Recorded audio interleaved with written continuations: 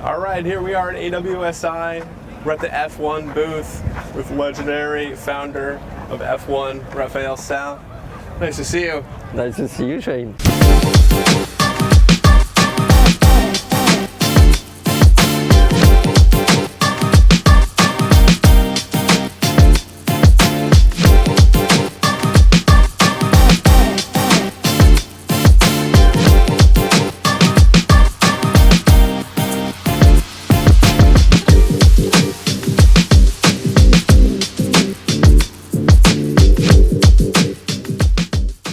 So, winging, it's the thing now, right? And we're excited to talk to you about all your wings, because you have a lot, and you guys seem to be leading the pack in a lot of areas of this new sport. That's what everybody said, but I don't know. We do our best, yes, as we can, as much as we can. So, how did you come about all of these new designs, or what was the process? It's super interesting for a person like myself, to after 40 years into windsurfing, kite surfing, to say, boom, there is a new sport coming from nowhere. It's a mix of windsurfing and kiting that I've been doing for 40 years. And I was talking with my designer and said, what is it, how it should look, what is going to be in the future, what is important, going fast, going over power, all those things, that you don't know because you are still learning the sport. And our philosophy at the beginning was to have something comfortable, like quite flexy, powerful, for the water start, easier to water start, and getting enough wind range to be comfortable in our gusty wind in south of France. So that was the brief of the design of the swing, and we end up with a new outline that was quite different than the other brand, because we had a quite small wing tip, they were narrow compared to the other brand that are a more rectangular wing. Yeah. We also had a small diameter on the tips, on the leading edge, so something quite flexy. Our design were quite original, but 3 years later, the outline of the Strike V2 and the first swing we did more than 3 years ago, they're really close. Yes. So, and we see the whole industry going closer to what we have now. So this is really my passion, to analyze our product will be, what is the spirit behind it, and when you have the right spirit, you do the right design at the end, If you go the wrong way, you will do the wrong design. Right. So it's like driving a car, no GPS, you have a cross, you have like 10 directions to go and you need to pick up the right one. Right. If you go the wrong direction, you have to come back all the way, pick up a new one, learn again. So I think a lot of people are speaking about maybe the success of our wings.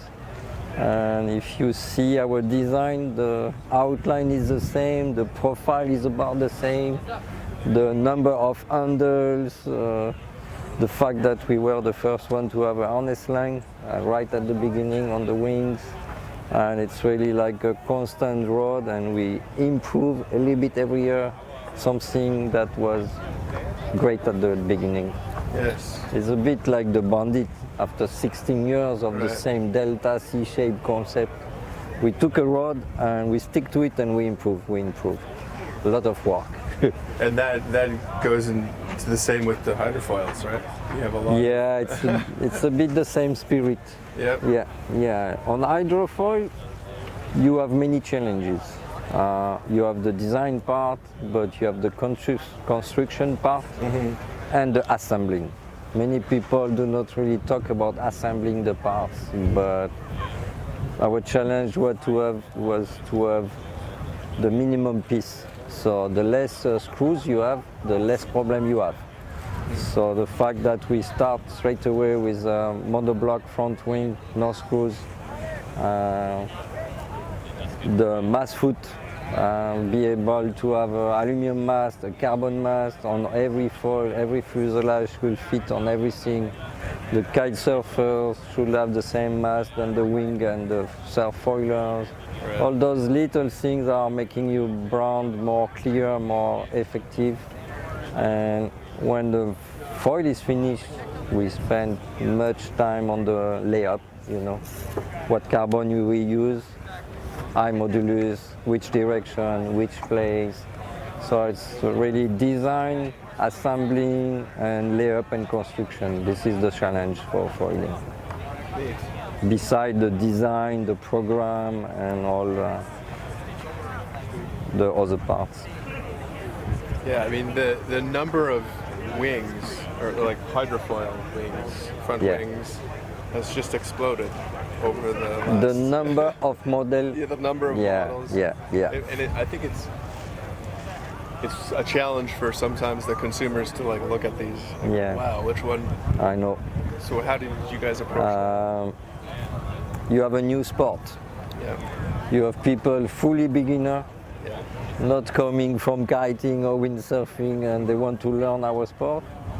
And you have experienced rider from kitesurfing, windsurfing, a super high level, getting into the sport, and the learning curve for them is so fast. And the need for them is like the top of the range, and the need for the beginner is different.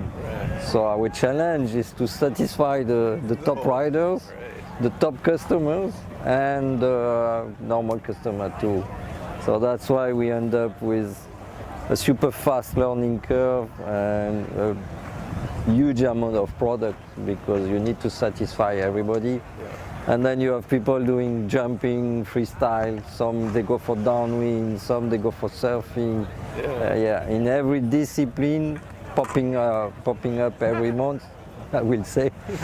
You have now people, they want to pump on flat water, dog start. So every new discipline you need a foil, basically. So we constantly doing some R&D testing, and we used to have our kite and wing proto built in China in our factory, but for foiling it was not possible. So we decided to invest into a CNC machine. So we are able to build our mold at the office and make 1 or 2 proto in each mold, be able to do the test, redesign a foil, do another mold, and so on. So the CNC machine in our office was a big improvement for the R&D, because things are going so fast. And when we have the mold, we can also experience how much stiffness, what kind of carbon we need to place into it, and where and what direction. And then when we start the production, we have the layup is ready. So we just have to give the plan to the factory, and they can produce the same foil that we have tested in the office. Amazing. Yeah, it's a huge process. It's interesting, passionating. So what is your favorite setup, given, say you want to, I don't know, wing out here? Windy day. On the wing, my favorite board is a 4.2 32 liter. Which one is it? Rocket Wing S, like that one.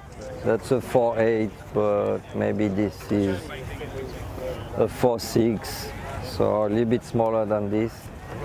I use 85 centimeter carbon mast, and for the foil, with about 3 models, you can master every condition. So for light wind, I use the 7Cs 1200.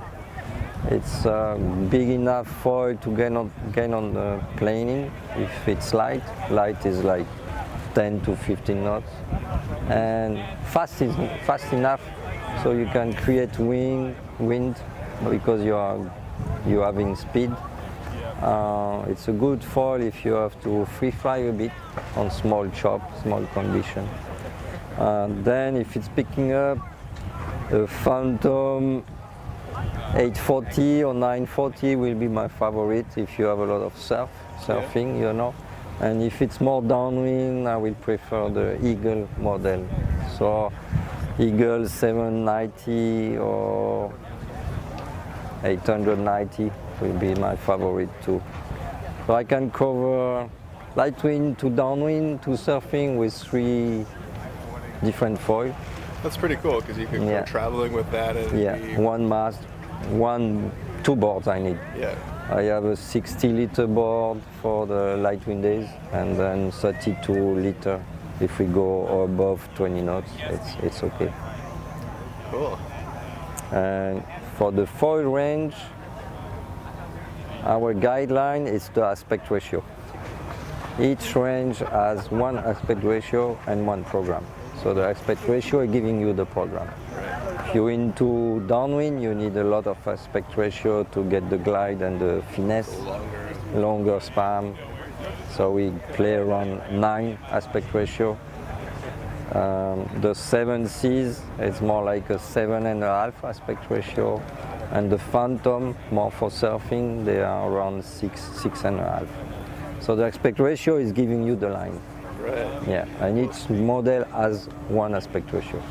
Well, that makes it a lot more simplified compared to some of the other brands where there's all these numbers and it's very hard and confusing to figure out for different names. And that's our job, to make complicated things easy to understand. Yeah. For the shops and the consumers. The consumer, all the industry. Yeah. Our favorite video with the biggest number of views this year is the explanation how to choose your foil. Yeah. It was like impressive, the demand we had and the number of views we had on that video. Well, thanks for taking us through that. Now that we all know what your secret quiver is. Yes, you know everything. The wind was supposed to die, turn east, and now it's back for the evening, you know. For the evening, I don't expression mean... session for the pros. Yeah.